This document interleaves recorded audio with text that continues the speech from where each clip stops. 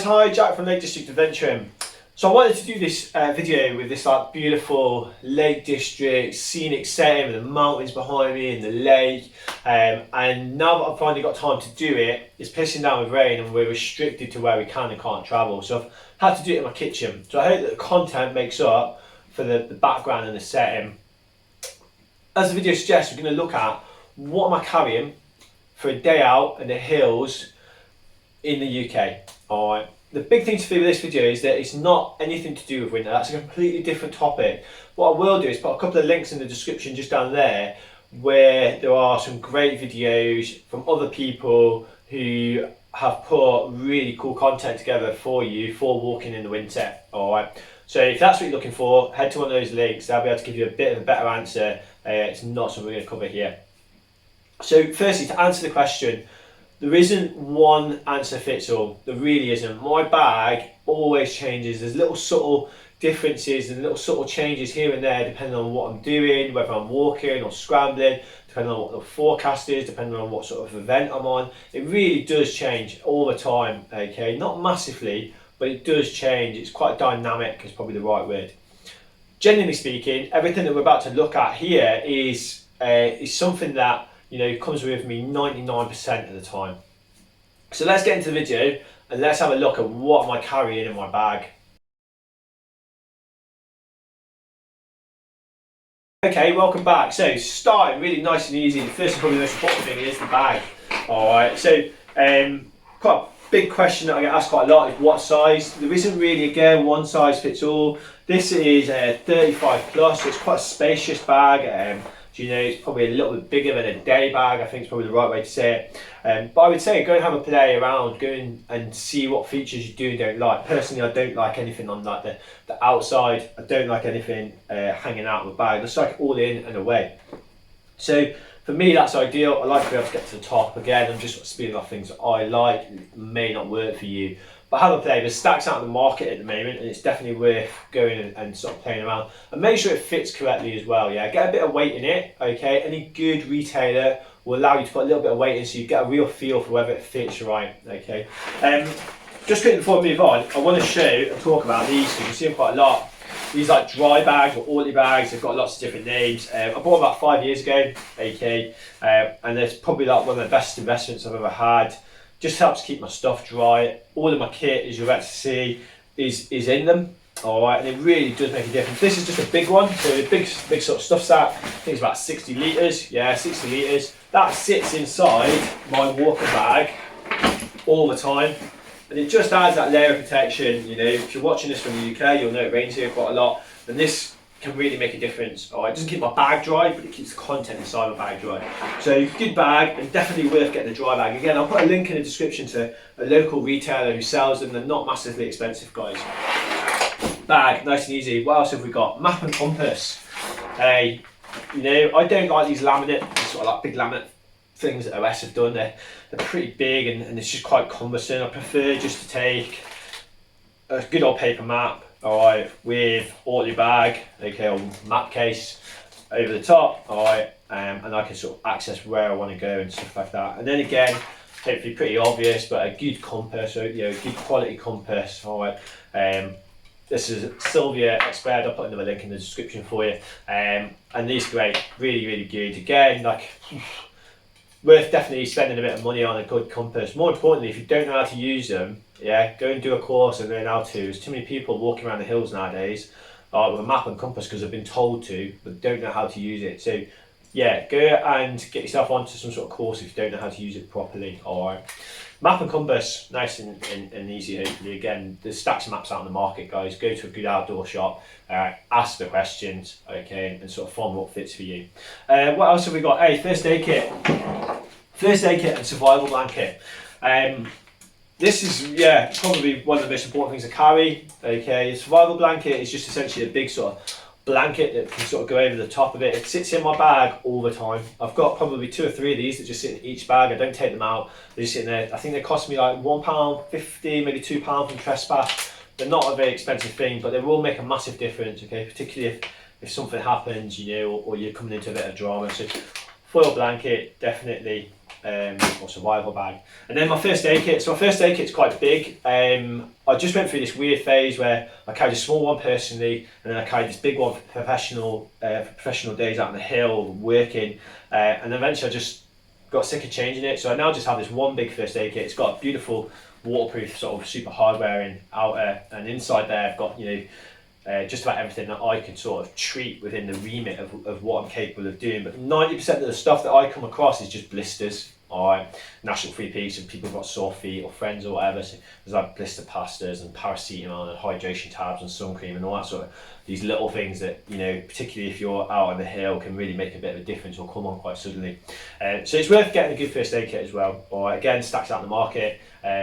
For me, as a working professional on the hill, I just spent a little bit of cash and added my own things to it. It mostly just allows me to do things that I know that I'm likely to come across. So first aid kit and survival bag, definitely a must. Head torch, okay.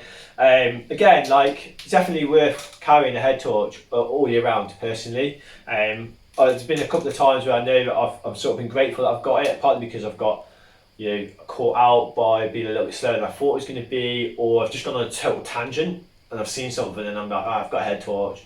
I can certainly go and have a look at these sort of things, or added extra on, so it's definitely worth it. I just change the batteries regularly, so as sort of like a good habit, once I've finished with it, I just take the batteries out and change it, and it just sits in my bag again all year round. I've probably got one or two of these sitting around. This is a Petzl Mayo, I think, and I've had it a while, and it's a great little head torch.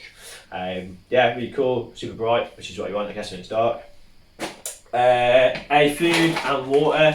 There isn't any water in it, but normally speaking there would be. I normally put in some sort of juice or like electrolyte or something like that, particularly if I know that I'm having a big day out on the mountain. It's definitely worth just helping your body to hydrate. I don't carry any more than 750 mils, okay, particularly for a day, just a single day. I know that if I'm heading out and I do need water, I can sort of plan the day around that, and I know the local area enough to know where I can and can't get water.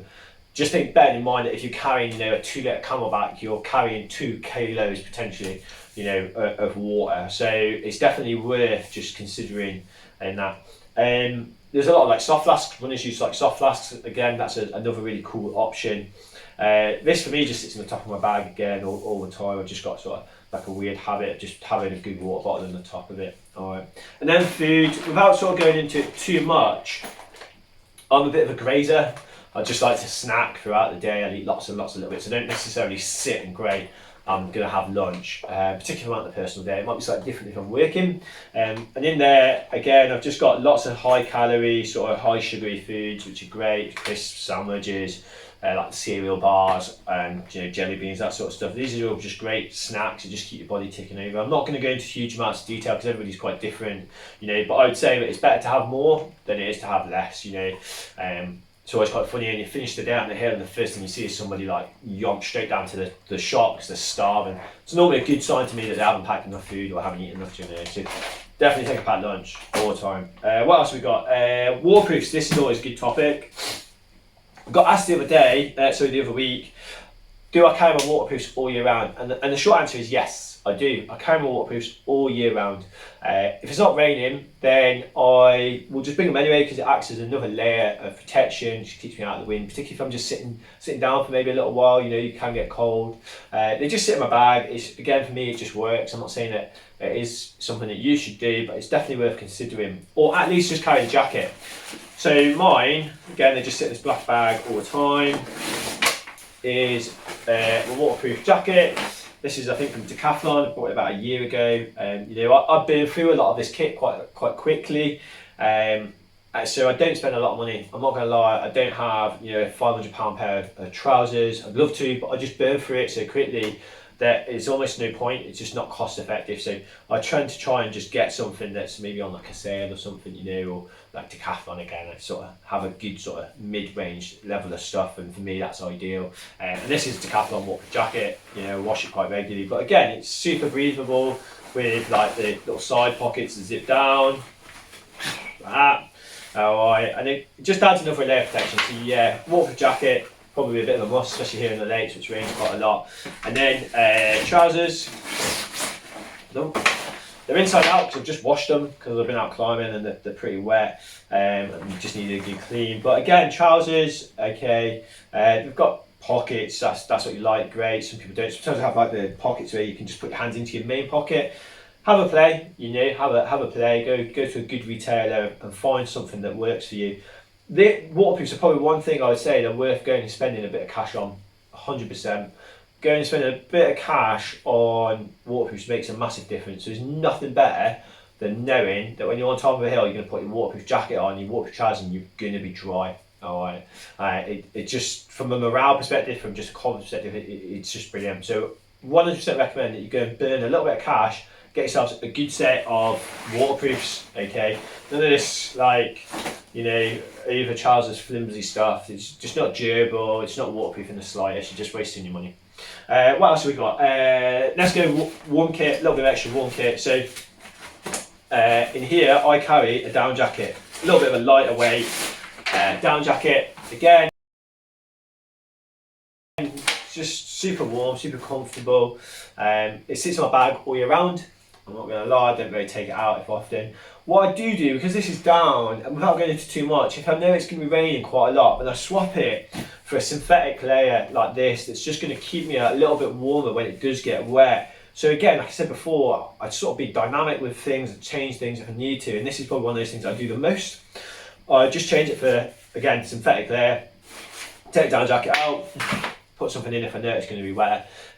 If I'm working professionally, then I carry both. Do you know, both go into a waterproof bag, and it's just good to know to have that spare layer for a client, or for example, if you know I'm a little bit slow or a little bit slower than I anticipated, it's just good to have that extra layer and not get caught out. It doesn't weigh much. Like, as you probably realise, I'm not really one to worry about how much I'm carrying. I just like to be comfortable, and that's massively part of the enjoyment.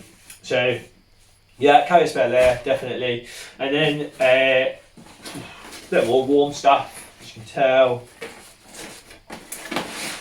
What we got? Gloves, hats, buffs, yeah, loads, good stuff. All right. I've got 2 pairs of gloves, so I've got quite a big, thick pair, sort of like mountaineering gloves, double layered. These are fantastic. I tend to take these if I know it's going to be wet again, or it's going to be quite cold, or I'm out for like quite a long day. It's just nice to have that. These are a great working pair of gloves. If I know I'm just going out for a shorter day, or I know it's going to be wall-to-wall sunshine, or you know, I'm just going for a little bit bounce around striding edge or something, then I'll probably just swap these out, take them out, and just wear like a liner, thin liner. Again, not massively expensive, but just again be dynamic. Change these if the sort of circumstances dictate it. And then a buff. Who doesn't love a buff? Do you know? These are awesome. Covers your neck, covers your face. Just sit on it. I don't know. It's more useless than anything. I think it's a bit of a pillow once upon a time. And then a hat, sort of self-explanatory. Hopefully, I quite like a hat that's wool, and it'll just sort of cover my ears because I'm a bit sort of soft like that. I like to be comfortable. Alright. I do carry walking poles as well. I haven't got them on this video. I do carry them. They do have their uses, they have their limitations as well. There's just sort of lots of sort of take on that. Personally, I do like them. If anything, it just sort of helps your knees a little bit as well. I'm not carrying much more than that.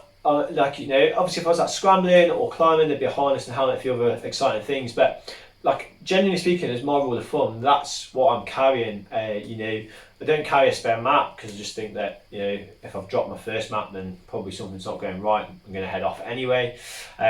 So leave a comment and let me know what you're carrying. Let me know if you're carrying something different. It's good to share ideas. I think it's really important. You know, maybe you've seen something here that you thought, no, I wouldn't carry that, or actually, in fact, yeah, I would, or this is what I carry. Leave a comment and let me know. All right, let me know what your sort of thoughts are. If you want to hit the little subscribe button as well, that'd be amazing. Okay, I don't want to be one of those guys that's like, oh, please subscribe. All right, the videos that I'm making are mostly just for reference for clients to go back and look at. But if you can do, that's fantastic, because there'll be loads more stuff coming out. That's what I carry. There's not really much more to it. You know, keep it simple, know your kit, understand the limitations, and spend a bit of time becoming familiar. That would probably be the best bit of advice I'd give you. And enjoy the hills, enjoy your days out in the hills. Thanks very much, and check in the next video.